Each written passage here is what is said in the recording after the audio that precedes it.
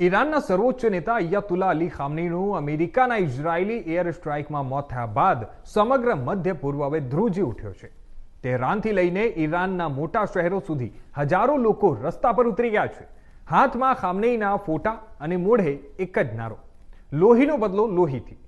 ઈરાનની Islamic revolutionary guard કોર્પ્સે જાહેર કર્યું છે કે ખામનીના ખૂનીઓને હવે 100થી ભયંકર સજા આપવામાં આવશે અને આ ઓપરેશન ઇતિહાસનું સર્વાધિક ઉગ્ર હુમલો હશે। એક રિપોર્ટ્સ મુજબ ઈરાન પહેલેથી જ ઓપરેશન રિવેન્જ શરૂ કરી ચૂક્યો છે। મિસાઇલ અને ડ્રોન હુમલાઓથી અમેરિકન બેઝ અને ઇઝરાયેલી ટાર્ગેટ્સને નિશાન બનાવવામાં આવી રહ્યા છે।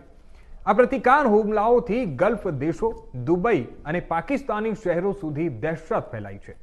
વેપાર માર્ગો અને તેલ બજાર પર પણ મોટો ખતરો ઊભો થઈ રહ્યો છે।